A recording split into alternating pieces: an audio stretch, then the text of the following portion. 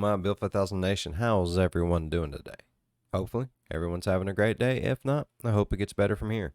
We are back with a new MrBallen video. This one's titled, We Have an Organ Harvesting Problem. Now, MrBallen, how do we have a organ harvesting? I've never heard of this problem before. Why does no one ever tell me when we have problems with organs? If y'all as ready as I am for today's video, go ahead, turn them lights down low, put on something comfy, cup with someone special. Let's get intrigued on how we have an organ harvesting problem. Yeah. Ow, my finger. Today, I'm going to tell two totally insane medical mystery stories. But before we get into those stories, if you're a fan of the strange, dark, and mysterious delivered in story format, then you've come to the right place because that's all we do, and we upload once a week. So, if that's of interest to you, the next time the like button is feeling down, give them a Jack-in-the-Box toy to cheer them up. But make sure you don't give them a normal Jack-in-the-Box. Instead, give them one that's filled with angry hornets. Also, please subscribe to our channel and turn on all notifications. I'm gonna go ahead and say it. A Jack-in-the-Box is scary as fuck by itself. You don't need to put bees in there. I'm allergic to bees. So you don't miss any of our weekly uploads. Okay, let's get into today's stories. Jack-in-the-Boxes creep me out. Like, I'm not a big fan of clowns. I used to be really petrified of them. Like, not even be able to look at them. On November 2nd, 1848, a German doctor named Karl Heinrich August von Bureau was just opening up his private medical practice in East Prussia when a teenage boy burst in through the doors looking totally frantic. Before the doctor could ask any questions, the teenager blurted out that another boy in town needed his help right now. When the doctor asked, what does the boy need? The teenager would say, well, the boy is honking like a goose. For a second, Dr. von Bureau thought this might be a joke, but then he saw the look on the teenager's face, and he could tell he was very upset and very serious. So the doctor grabbed his bag, and he ran outside with the teenager, and they hailed a horse and carriage, and they told the driver to hurry up. When Dr. von Bureau and this teenager arrived at the Honking Boy's house, the Honking Boy's mother came running outside looking totally flustered, and she flagged down the doctor and then brought him inside her house. And as she led the doctor through the home towards her son's bedroom, she explained what was going on. She said her 12-year-old son had been outside playing with his friends when suddenly he had developed this really intense coughing fit, kind of out of nowhere. And then finally, when the coughing stopped and the boy tried to breathe in, his throat made this horrible honking sound. And so her boy had come in the house honking with every breath, and so kind of in a panic, the mother had opened up her son's mouth and looked inside, but she hadn't seen anything, and she knew her son was not sick. There were no other symptoms really at all that were concerning about her son. It was just that he was honking. Now, for a while, the mother thought this would just kind of clear up, that maybe it was just kind of some byproduct of coughing really hard. But now it had been 18 hours, and the boy was still honking with nearly every breath, which is why she had finally told the teen to go get the doctor.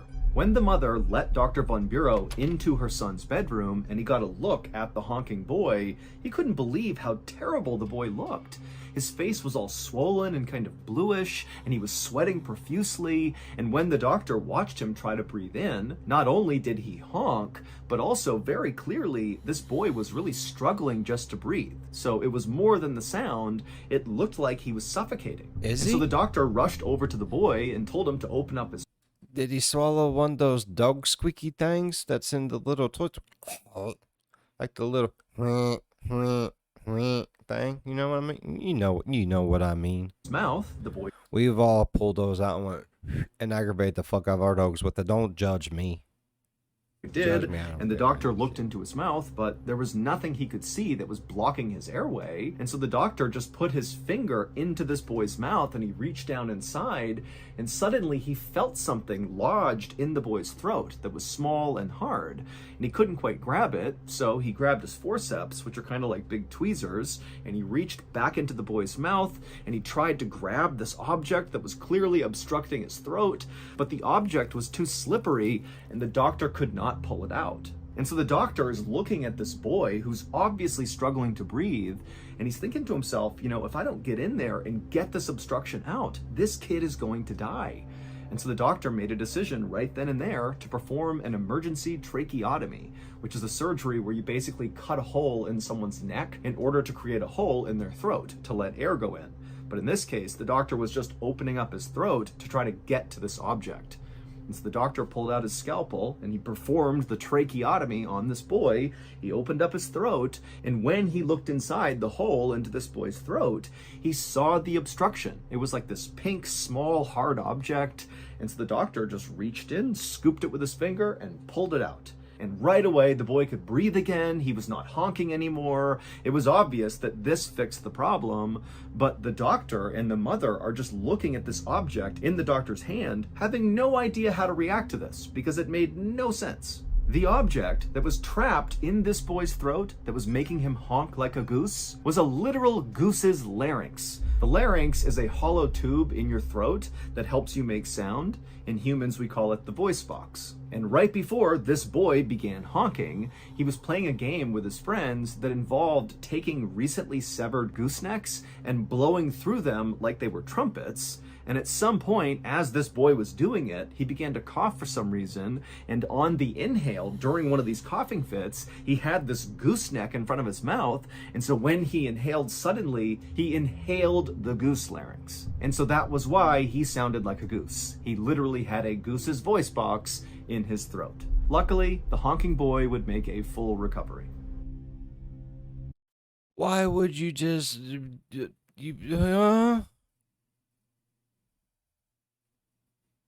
Why would you use a goose's head like a kazoo? That's fucking grody. He kind of deserved sounding like a goose. If you're Silly goose. watching this video, then chances are good you are a fan of the strange, dark, and mysterious. And if that's Possibly. true, then you're in luck. Because we, Ballen Studios, just released a brand new strange, dark, and mysterious podcast called MrBallen's Medical Mysteries. Each week, we'll explore new, bizarre, unheard of diseases, miraculous recoveries, strange medical mishaps, and everything in between. And like all other shows that I host, each episode of Medical Mysteries will end with a big plot twist. MrBallen's Medical Mysteries is available on all podcast platforms, and it is 100% free. But if you happen to listen to it on Amazon Music, you can listen to an entire batch of 8 episodes at once, because we release them 8 at a time on Amazon Music. Hells yeah. But on all the other podcast platforms, we just put out 1 episode a week. And then once they catch up to where Amazon Music is, we drop another new 8 episodes on Amazon Music, but continue doing 1 per each week on every other platform. The next 8 episode binge on Amazon Music is scheduled for Tuesday, January 30th. So be sure you go check out MrBallen's Medical Mysteries on Amazon Music or wherever else you get your podcasts. And make sure you stick around till the end of this YouTube video, because we're going to play a sneak peek of this coming Tuesday's brand new episode of MrBallen's Medical Mysteries, which is called The Curse of Veneto. So that's why we're watching the organ harvesting one. Leg pain. On the afternoon of February 1st, 2013, a retired Army veteran named Robert Smith limped his way into the emergency room at the Veterans Affairs Medical Center in Washington, D.C. Robert checked in at the triage desk, but then instead of sitting down with the rest of the patients who were waiting, he leaned up against the wall and just grimaced. Robert was in his late 60s, and up until just a few days ago, he felt like he was in the best health he had been in since leaving the service. Robert had gotten a kidney transplant a year and a half earlier, and after getting that operation, he really wanted to make sure he stayed healthy. Oh, yeah. And so he had been going on regular walks and eating healthy, and so really he was doing great. But a few days ago, Robert had noticed this throbbing pain in his right hip that was shooting pain all the way down his right leg. And he assumed, this had to be from maybe overdoing it on one of his walks. But the pain had continued to get worse and worse over the last few days, and so that was why he was finally here at the hospital. A nurse eventually called Robert's name, and so Robert, he came off the wall and hobbled over to her, and she led him down a hallway into an exam room. Once they got inside the room, the nurse would take Robert's vitals, which were all normal, and then after doing that, she said she was going to go out and get the doctor. A couple minutes later, the doctor walked into the room, and she reviewed Robert's chart and talked to Robert about his symptoms, and then afterwards, she concluded that very likely what Robert had was something called sciatica. Sciatica is pain caused by pressure on the sciatic nerve, which travels from the lower back down each leg. And while sciatica is definitely very uncomfortable and very painful, it's not usually a big deal, and it typically clears up on its own without treatment. And so the doctor told Robert that he should just go pick up some ibuprofen, so over-the-counter pain medication, and take that every couple of hours and just wait for this thing to pass, and then he'd be fine. And so Robert was totally relieved. He thanked the doctor, he thanked the nurse, and then he left. It's not the case, is it? But despite doing what the MrBallen doctor said and taking it's probably something like life-altering, deadly shit, bro. Like,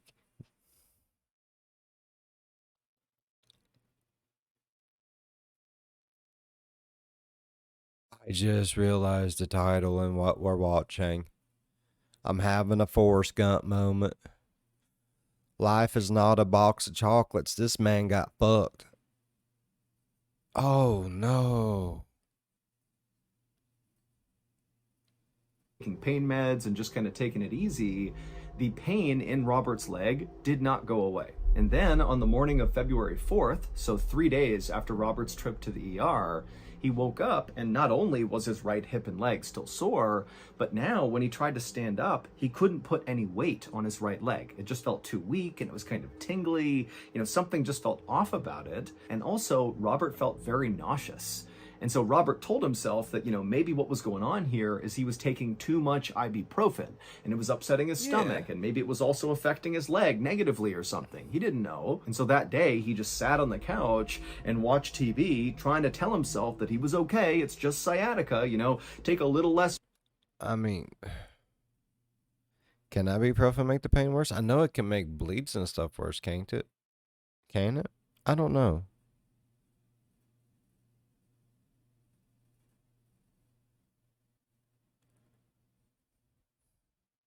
Pain meds and you'll be okay.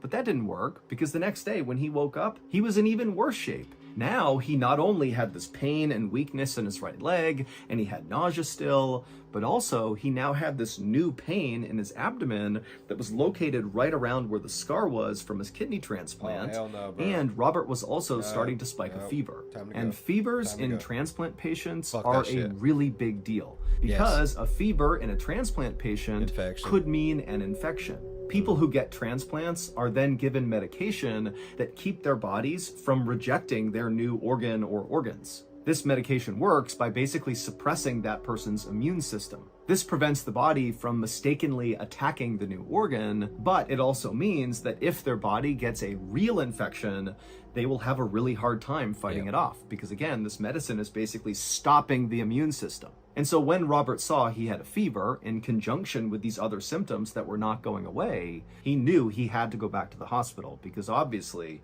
this was not just sciatica. Robert was too sick and weak to drive himself to the hospital, so he asked his neighbor to drive him, and as they were driving to the hospital, Robert basically sat in the passenger seat, rocking back and forth, not saying anything because he was so uncomfortable, and the neighbor, the whole time they're driving, they just kept looking over at Robert, because not only did Robert look totally miserable, but also Robert was sweating profusely, like so much so that it looked like he had just sprinted a 5K. I mean, he was drenched in sweat. And so the neighbors looking at him thinking like, what's wrong with this guy? Finally, the neighbor arrived at the hospital, and Robert, he managed to get out on his own, and he thanked the neighbor, and then Robert hobbled his way back through the doors into the ER. And then a few minutes later, Robert was in an exam room and his doctor walked in, and she took one look at him and saw how horrible he looked. And without any hesitation, she said, "You're getting admitted right now." It was clear to Robert's doctors that he had some kind of virus or infection that his body was trying and failing to fight off. When they tested his blood, they saw his white blood cell count was elevated, which is a sign that the body's immune system is launching some kind of a response. But the doctors didn't know what his immune system was responding to. Even though Robert had this acute pain in his abdomen around the site of the kidney transplant, his kidneys seemed to be working just fine. And so whatever was going on with him didn't seem to be linked to his transplant. The profuse sweating did seem pretty odd, but considering Robert had a really high fever, it wasn't totally inexplicable. Yeah. So basically, Robert's symptoms... I know whenever I have a really high fever, like even though my body's so hot that everything around me feels cold, like I just drip sweat. Like looks like, you know how like whenever you get out the shower and you dry off, but you still have that dampness and it just kind of beads up and starts rolling off of you again, like that. Like the moisture just reattaches to your body, like that. Yeah. were weird, but kind of Yeah. generic. They didn't tell the doctors specifically what was wrong with him. They just knew something was wrong. So they just hooked Robert up to an IV and began administering a broad spectrum antibiotic, which is something that treats a whole variety of different infections. And then after that, the doctors just began testing Robert over and over and over again for all these different things that could be the cause for his illness. But every test they ran came back negative. And at the same time, over the couple of weeks that they ran all these tests, Robert just kept getting sicker and sicker and sicker. His fever wasn't going away, he was still sweating profusely, his blood pressure was all over the map, and he had even begun drooling almost uncontrollably to the point where he didn't even speak because he was so embarrassed about it. But to the doctors, the scariest symptom that Robert was now showing 2 weeks into staying at the hospital was he was starting to act really confused. Like he didn't know where he was, he didn't know why he was there. And so that told the doctors that, whatever his body was fighting, it had made its way up into his brain. And so the doctors knew, Robert did not have much time left, but they had tried every test they could think of, and Robert had tested negative for all of them. And so, as kind of like a Hail Mary, because they had nothing to lose, the medical staff decided to just start testing Robert for basically completely random diseases that he almost certainly did not have. But basically, if any of these illnesses had a symptom that Robert had, they would test him for it. And all these tests came back negative, except for one. On February 22nd, so 17 days after Robert had been admitted to the hospital, this test came back positive, and when the doctors saw what he was testing positive for, they immediately assumed this has to be a mistake. There is no way he has that. However, the only way to truly confirm that diagnosis was to literally cut into Robert's brain, which would kill him. And so obviously they were not going to do that. So the doctors basically just had to take this diagnosis at face value, and they tried giving various medications to Robert, but it was obvious none of them were working. And so the doctors felt like there wasn't much they could do, and they just began focusing instead on keeping Robert comfortable. And then finally, on February 27th, so 22 days into Robert's stay at the hospital, he would die from this mystery illness. During Robert's autopsy, the medical examiner was able to perform that test that doctors could not perform on him when he was alive, and that was to cut into his brain. And when the doctor cut into his brain, he saw very clearly, without a shadow of a doubt, that yes, Robert really was positive for that very, very rare virus, and it absolutely is the thing that killed him. But this was not the end of the case, because the virus that killed Robert was not just rare, it was also highly contagious, which meant the doctors needed to figure out how Robert got this virus to protect other people from getting it too. But the staff at this hospital knew they were not equipped to lead this investigation, and so they handed the case over to the Centers for Disease Control, or the CDC, which is the world's leading disease tracking agency. Investigators for the CDC began looking into Robert's case a couple of days later. They sifted through the days and the weeks leading up to Robert's hospitalization in an effort to try to retrace Robert's footsteps to figure out what made him sick. Now, they didn't have any leads. The only thing they agreed on was that very likely, even though Robert had that pain around his scar where the transplant was, that very likely the transplant did not have to do with whatever killed him, because Robert's kidney had been working fine and his transplant had happened 17 months earlier, and typically complications from transplants will happen much sooner. And so they basically had ruled the transplant out as being the cause. But one of the CDC investigators decided to look into the transplant file anyways, just to see if maybe something got missed, or if maybe there was some detail about the donor that was relevant to what happened to Robert. Yeah. And so this investigator got the file and began going through it. Robert's donor's name was William Edward Small, and at the time of his death, he was 20 years old and serving in the Air Force. Now, none of that stood out to the CDC investigator, but William's cause of death definitely did.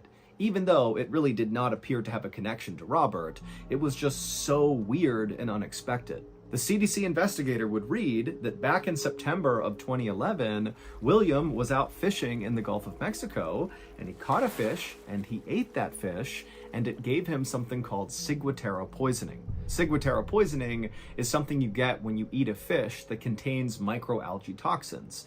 And so William, he ate this fish that was contaminated, and not long after that, he had died.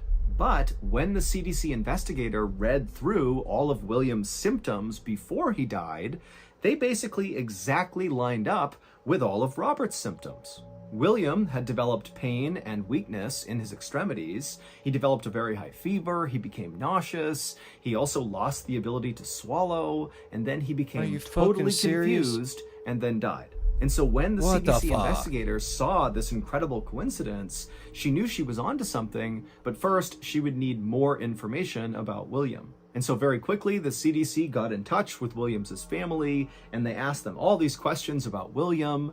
And finally, after hearing the answers from the family, the CDC finally figured out what actually happened to Robert and what actually happened to William. It would turn out William was not just a fisherman, he was also a hunter and a trapper. And he had a very specific way he would go about training his hunting dogs. He would capture wild raccoons and use them as live bait to train his hunting dogs how to hunt. Now, William was always very cautious with these wild raccoons, but in the year and a half leading up to his death, he was bit 2 different times by raccoons. And it was one of those 2 raccoon bites, not some toxic fish in the Gulf of Mexico, that killed William and killed Robert. William did not die from ciguatera poisoning. He died from rabies, and the rabies virus that was in his kidney was still present. I was fucking right, bro. I'm digging this shit. Yes. When it was taken out of... I mean, it's got awful this poor man died from rabies. I am so sorry to be so excited, but I was right. His dead body and transplanted into Robert's body. And so that was how Robert got rabies. Rabies can look like the common flu at first. People feel achy and nauseous, they get fevers, their stomach starts to hurt. Some people affected by rabies will drool uncontrollably, like Robert, or they'll lose the ability to swallow, like William. But for everybody who contracts rabies and who does not get a vaccine right away, because a vaccine does stop rabies in the early stage, so if you don't do that, everybody dies. That's what rabies does to you. It kills you. Now, you'd think, maybe we should be testing organs for rabies before they get transplanted, but you got to remember that rabies is so rare. Only 1 or 2 people a year in the entire United States will die from rabies. And so it's just not something doctors are going to screen for, because the percentage chance that they could have rabies is basically 0. Ultimately, Robert was not the only person who received an organ transplant from William. There were 3 other people that received his organs. Luckily, though, the CDC was able to track those 3 people down, and all of them were totally healthy and not showing any signs of rabies, so either they didn't have it or they were super early stage, which meant they were eligible for the rabies vaccine. They all got the vaccine, and they lived happily ever after. That's fucking As crazy, promised, bro. here is a sneak peek of this coming Tuesday's brand new episode of Mr. Ballen's Medical Mysteries.